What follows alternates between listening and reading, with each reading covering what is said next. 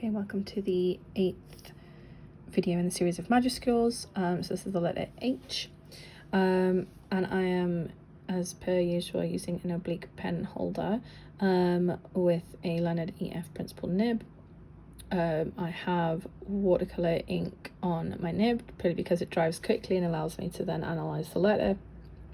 I'm not going to get the thinnest hairlines, but it will allow me to write over the top of what I've got without having to wait ages for it to dry. So a capital H as normal. My X height here is 5mm, so my capital will be 15mm tall. It would normally start with a universal line of beauty. How beautiful my line is, whatever. But I tend to find that because you are crossing over into the H with this section right here, that it becomes a bit busy, and I think it can lose legibility personally. So I tend to drop this down, and I only do probably about the best part of 70% of a universal line of beauty. So my H's, I think I'm still in frame there, I am, will start somewhere here. I can always go and fill it in if I need to.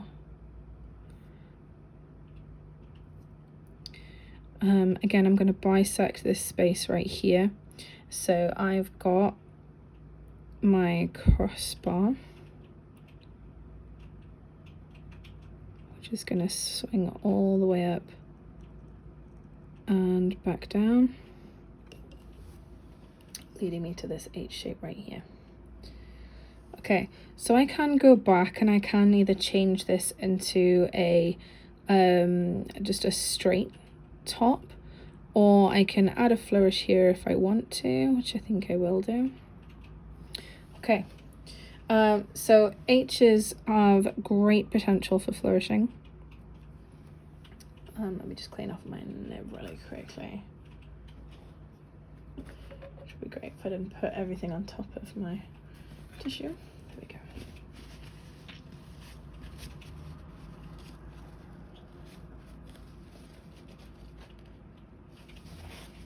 All right, so let's go in here. Is it dry? Almost. So if I point out right here, you have a universal line of beauty. You can put a terminus dot here if you want to, or you can carry on flourishing in this area. You do need to be careful though that you're not intersecting any flourish at the top here. So we can put this as a flourishable.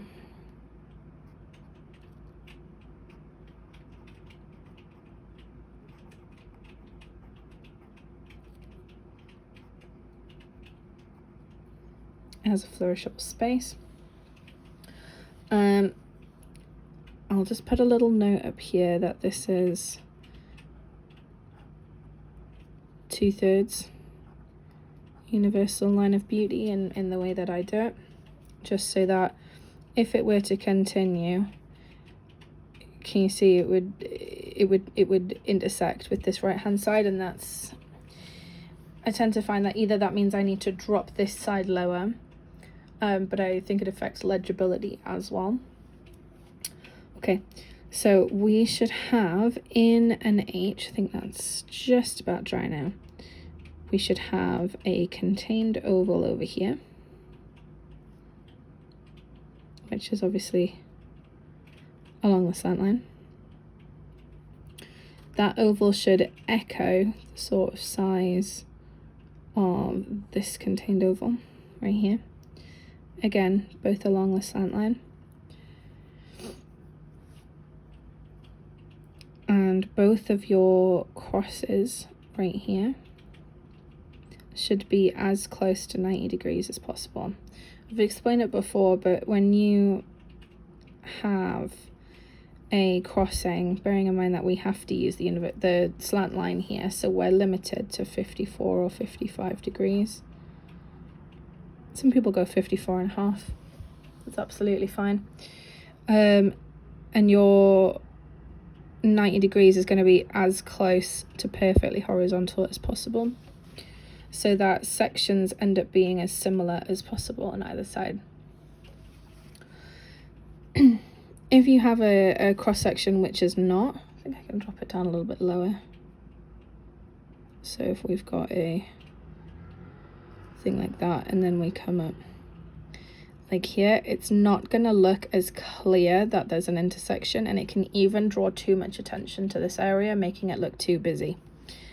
So with an H, we do need to be really careful here. Let me just do another one slightly lower down. I think I'm in frame there. Yeah. Okay.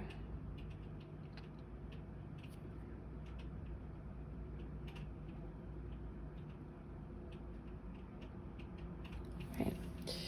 So we should have, that should be a little bit taller. We should have an O's distance. It's almost like I need a slew of colored pens. There we go. So we should have an O's width here. An O is in like your lowercase o. That should also be the maximum width of this loop. It should be roughly the same. Obviously I'm eyeballing. But then that would then dictate the width of your O later. So if we had the word how,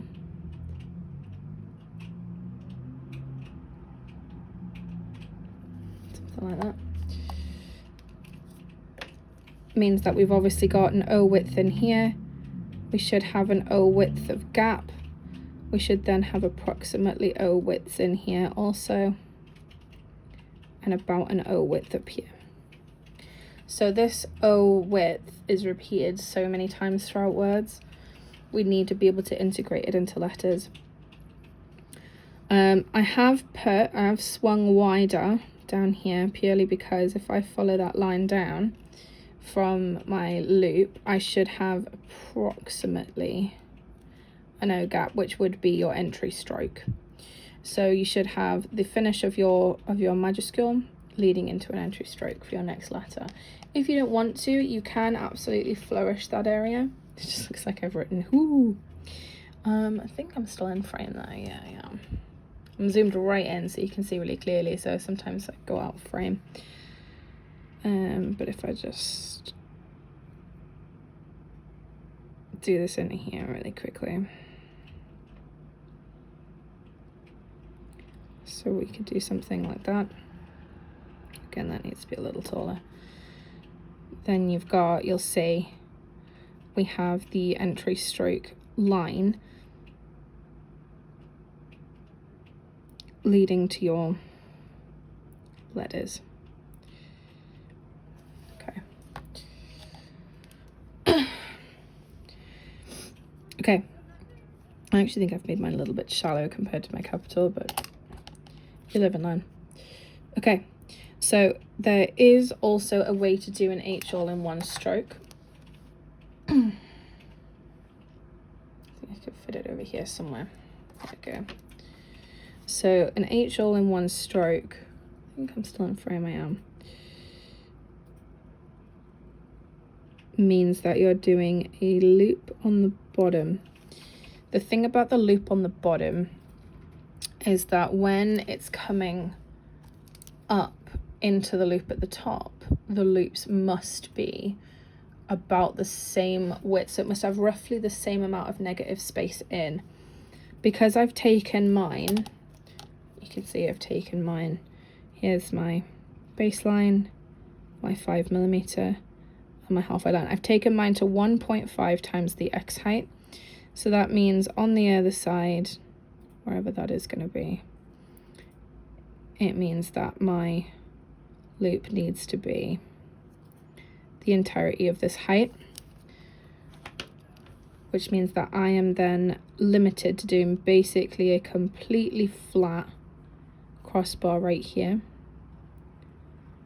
I have to swing quite wide to get that. Right. I'm just getting wider and wider with these, huh? Okay. So this space and that space should be roughly equal. Obviously you're eyeballing it, so it's not measurable per se. I suppose you could lay over some, I mean, the paper I have is quite thin. This is Tomoe River paper. It is 50 GSM and is completely non-bleed. So I do recommend it, even though it is pricey for a practice paper. So what I can do is I can fold my paper up and I can still see through. So I could potentially trace through and turn it and have that there if you're so inclined, but I think eyeballing it is okay. You can also, if you've made it wide like I have, there is an optional variant that I've seen, particularly in the Universal Penman, which is a fantastic book. If you have not seen it, please get yourself a copy. It has many examples of copperplate from 17th century, 18th century, which shows just how much variation there is. Okay, if you've got a particularly wide crossbar here like I do, you can bisect it. If you have a very thin one, like this one down here, if you do bisect that, it's going to look too busy and it's going to throw off your width of your ovals. So I'd only recommend that if you have a wider crossbar. Okay, the flourish up here, it's really up to you what you want to do with it, because the legibility of the letter is this section right here, so it is the middle box. That's your legibility. The corners don't really matter in terms of legibility. You can flourish them. Flourishing all of them is a little bit, I think it's too much. So if I write here, even though I've kind of tried to color code it, where am I in terms of frame? I can do that right here.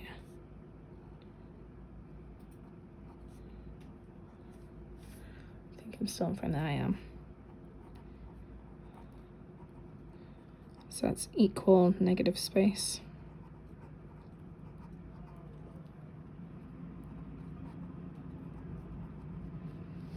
Right there.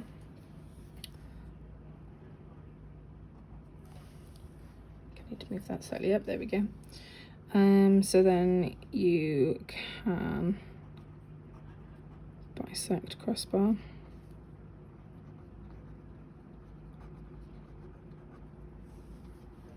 There we go. So we can bisect the crossbar. This is the legibility box.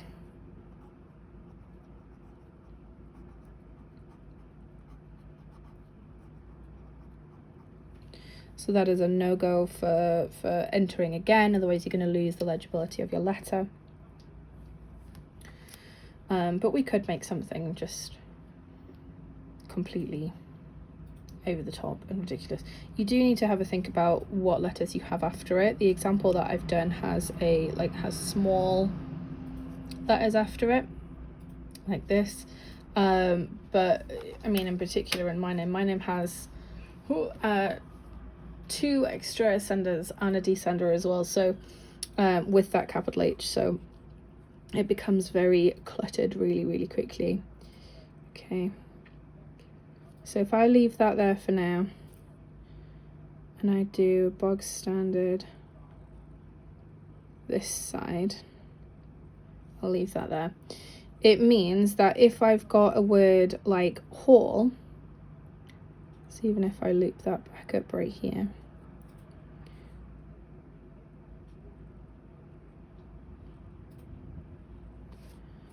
it means that I'm looking at further ascenders encroaching onto that space. So sometimes the rest of your word can dictate, because right now this is looking awfully heavy on the top. I personally wouldn't flourish over here.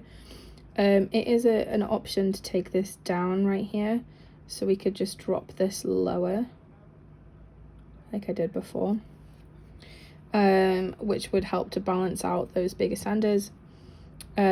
Or you could, I mean, there's a million options, but we could take this right here, we could continue this down.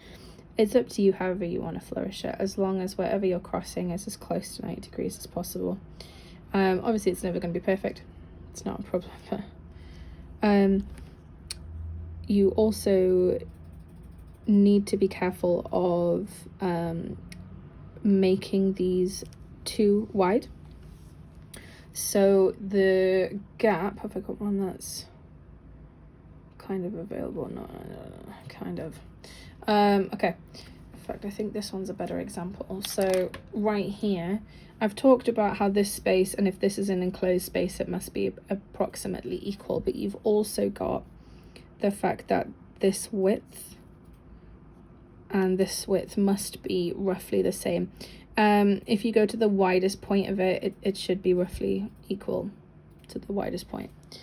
That's just to keep this O going. So it's the same deal as here, where we've got an O width approximately between the two. It needs to be the same just for keeping it pleasing to the eye, basically. It should also be this crossbar should also be roughly bisecting the line. So although I've dropped my my first line of beauty lower, my crossbar actually intersects at 1.5 times the X height. Yeah, so it actually intersects at 1.5, roughly at 1.5. So that is coming through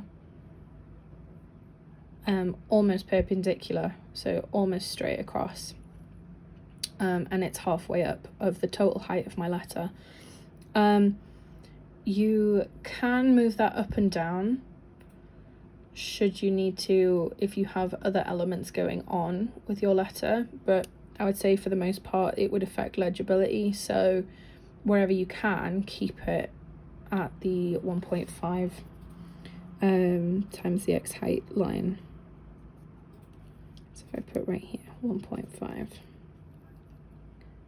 and right here we've also got 1.5. Yeah, so we can see exactly where that's coming. Okay, H's are great fun. There was a lot of flourishing to be done with H's, particularly because you've got everything on the left hand side completely free, and you've also got a descender on the right hand side, so you can carry that on, you can loop it back up. There's a lot of options here for flourishing.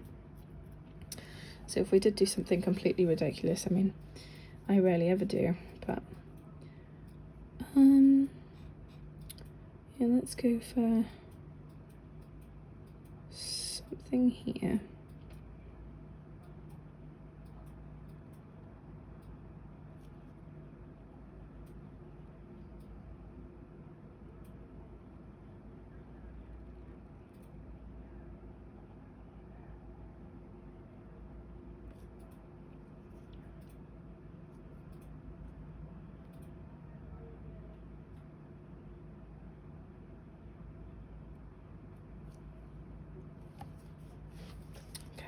Sorry, I didn't realize there was a frame there. But you can see that I've flourished a lot here. So I've dropped it below, I've looped myself back, and I've continued this flourish on for far too long. If you have something that needs very, very overly flourished, then you have this whole left-hand side to play with. Again, as long as you have this box of legibility free, then you should be absolutely fine. The sweeping crossbar is also optional, so if you do have something that needs a little bit more, so let's say I'd put this with that, and then we'll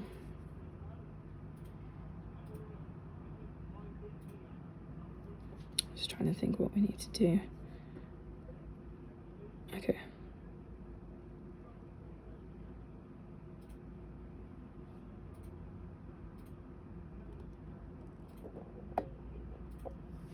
Just hit the support for my camera. So you can do a straight crossbar if needed, which is absolutely fine. I'm just gonna make that a little bit taller. Okay.